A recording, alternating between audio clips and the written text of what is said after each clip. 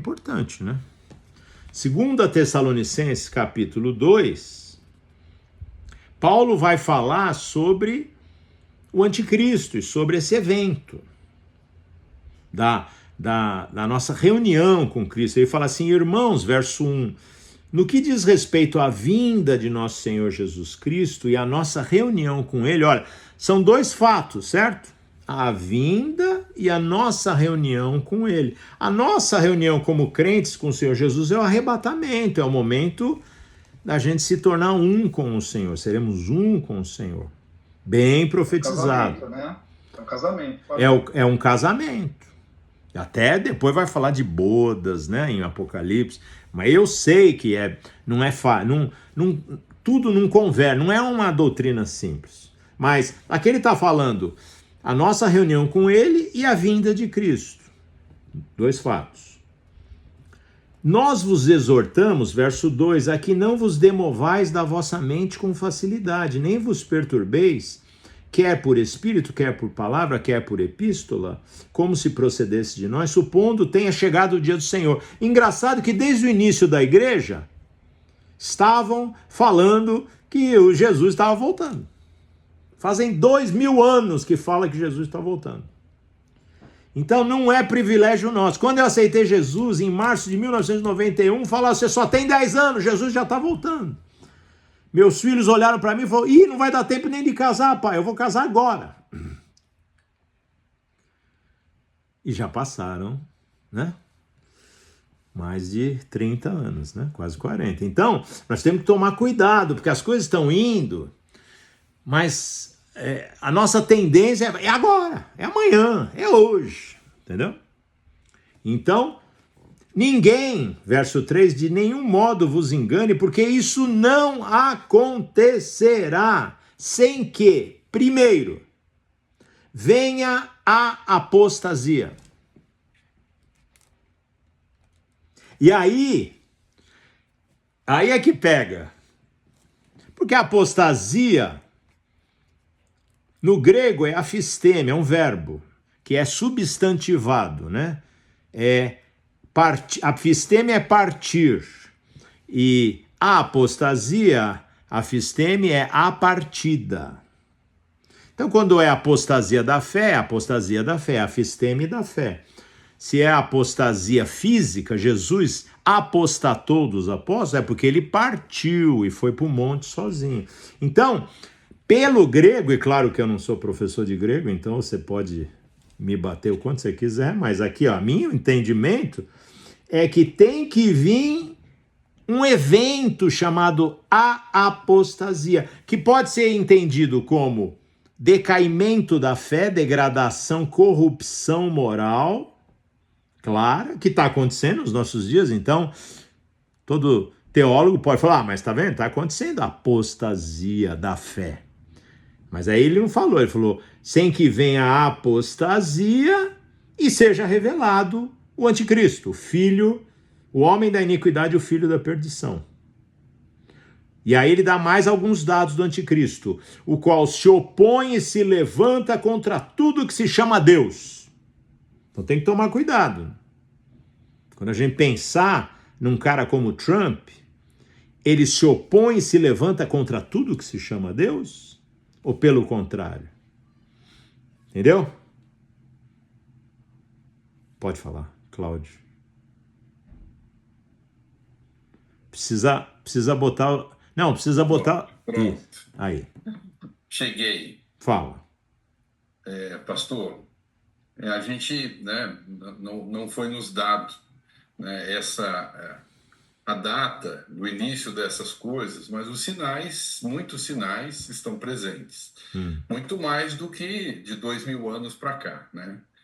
E assim, eu ia te perguntar a respeito dessa agenda 2030, a gente vendo todo esse mover, né, das potências do mundo, como se fosse uma comunhão de interesses, né, esse globalismo, esse movimento crescente, e por outro lado a gente vê também o início, né, nós não sabemos quando o termo apostasia, qual é o grau de apostasia que Deus previu para o início, a apresentação do seu anticristo. Estou falando como a minha opinião.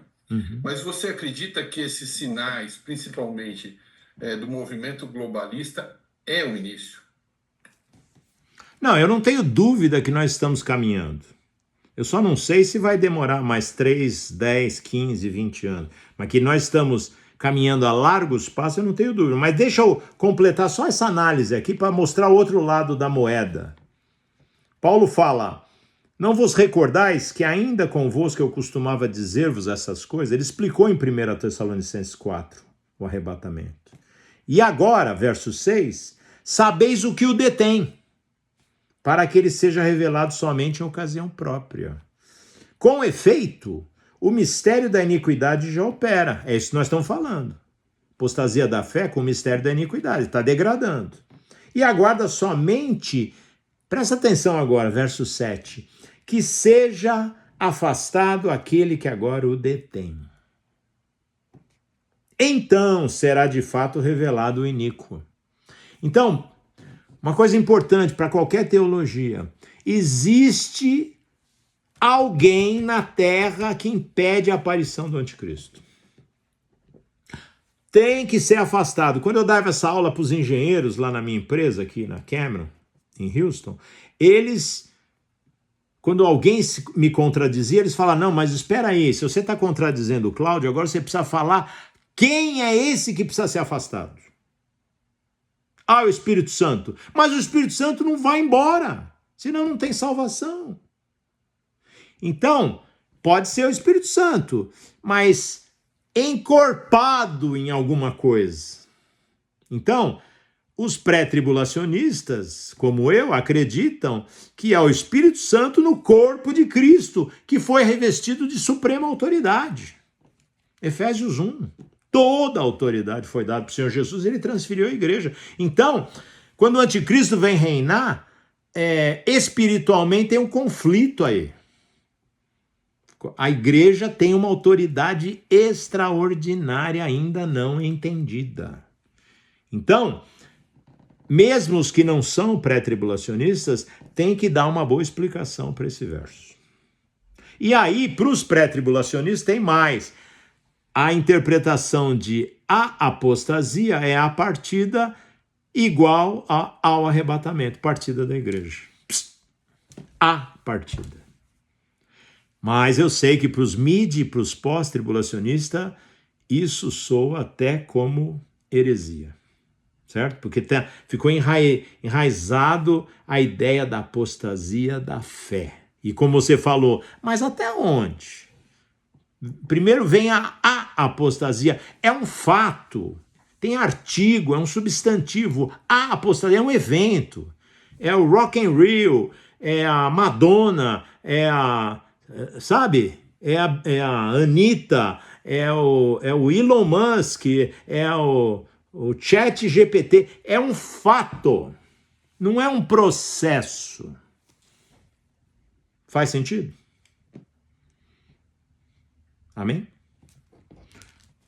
Então, eu quis mencionar isso para que a gente possa ter alguma base bíblica para trabalhar, né? Já que nós vamos trabalhar em contextos de pré-tribulacionismo, mid-tribulacionismo e pós-tribulacionismo, então nós temos que entender, né, os fatos bíblicos para depois falar, eu acho que eu estou mais aqui ou estou mais lá, ou sei lá o quê. Mas tem algumas coisas que são determinantes, né? E por isso que eu não pus dos objetivos de Deus, eu não vejo o objetivo de Deus para a igreja na tribulação. Mas a gente poderia estender, mas se vai ter uma grande colheita, a igreja tem que estar envolvida, que é o pensamento de muitos teólogos. Se vai ter perseguição, vai ter santificação, a igreja tem que estar envolvida, né? Tem sacerdócio, se nasceu de novo a igreja e tem que estar envolvido. Então, eu respeito, porque realmente tem aspectos, quando a gente pensa no sacerdócio exclusivo de Israel, sem a igreja, que a igreja se tornou uma igreja gentílica, né? Os messiânicos são uma partinha muito pequena, né, do movimento chamado Igreja na Terra. Então, fica difícil a gente imaginar, mas Israel, nação, num sacerdócio abrangente como igreja e não sendo igreja, e aí é que vem a discussão. Amém? Mas deu para entender os objetivos da tribulação? Tem mais alguma pergunta específica sobre objetivos? Recapitulando, salvação de almas, grande colheita de almas, juízo na terra para implantar o reino do nosso Senhor Jesus Cristo, que é o tal do rolinho, né?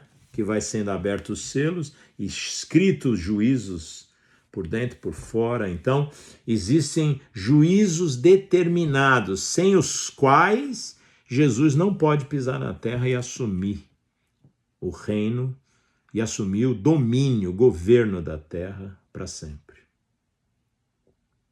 Conversão nacional de Israel, uma exigência do Velho Testamento, está em Zacarias, está em Jeremias. Deus vai fazer com que Israel todo seja salvo, é uma exigência. Então, a tribulação tem muito a ver com um acerto de contas com Israel, para Israel se converter. Tratamento de Deus com as nações, terrível, e com os indivíduos das nações, e o fato de que tudo isso foi projetado no coração daquele ser angelical, que foi chamado de Satanás ou diabo, e que Deus fala, agora você vai fazer, agora é a hora que eu te deixo você fazer, e sou contra ti, mas você vai fazer, para depois eu te banir, eu vou julgar teu trabalho, e depois eu te elimino da existência. Amém? Bom, nesse sentido eu vou para a terceira, vamos para a terceira